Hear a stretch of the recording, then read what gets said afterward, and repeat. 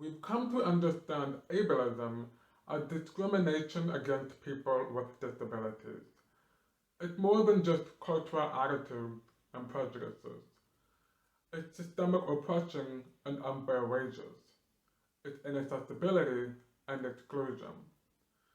It's the devaluation of an individual or a group based on their disabled or neurodivergent status. There are spectrums of disability, as well as visible and non-visible disabilities. There are permanent disabilities and temporary ones, not to mention chronic pain and illnesses. These are all testaments of the biodiversity and neurodivergence naturally occurring in all body minds.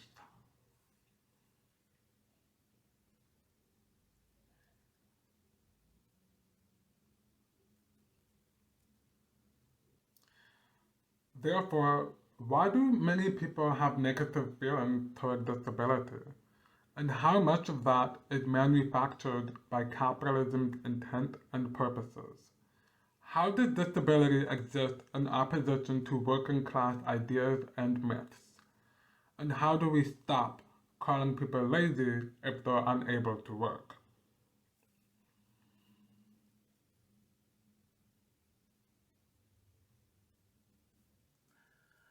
Remember the machine-like imagery and the giant conveyor belt we talked about in the last video? A machine can't rely on change and fluctuations that occur spontaneously in the human body.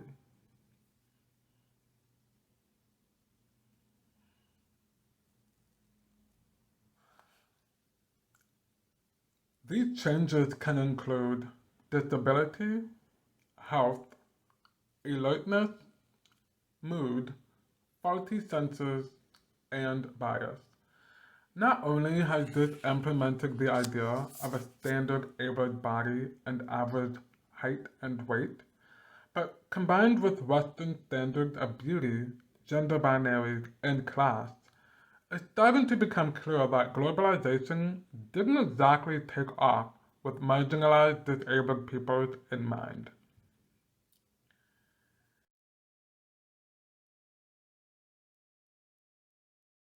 There's this feeling that everyone has to be built the same in order to be part of working class society. Again, that's monoculture. One of the things emphasized by Sind Invalid, a disability justice-based performance organization, is the importance of building an intersectional framework when tackling civil rights issues, because you can't separate disability from race, gender, and sexuality, to name a few. We can only truly understand ableism by tracing its connection to heteropatriarchy, white supremacy, colonialism, and capitalism. Sind Invalid, Gentwurtenbang.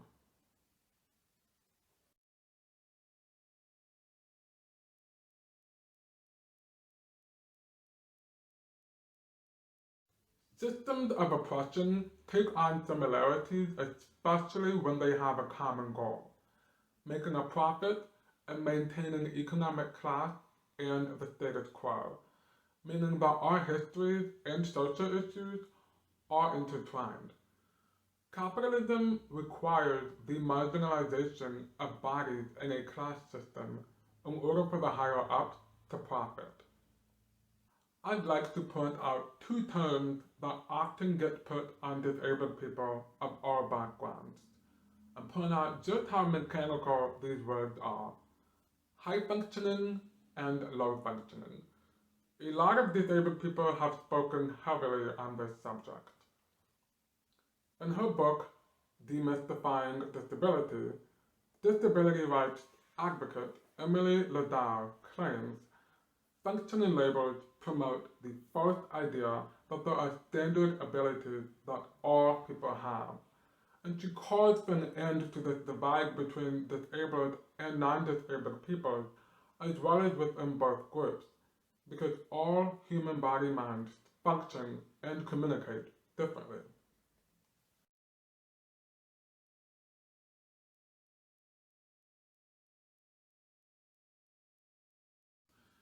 The dictionary definition of functionality is performing a specified task or able to cope with everyday life.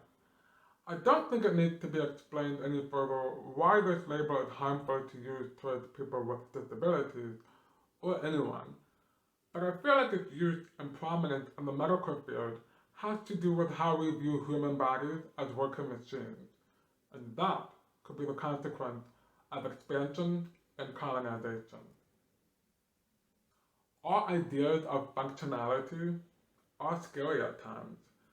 When our actions, passing legislatures, allocating resources, become more and more calculative and profit-oriented versus coming from a place of humanitarianism, what does that say about us? And how does that impact people with disabilities?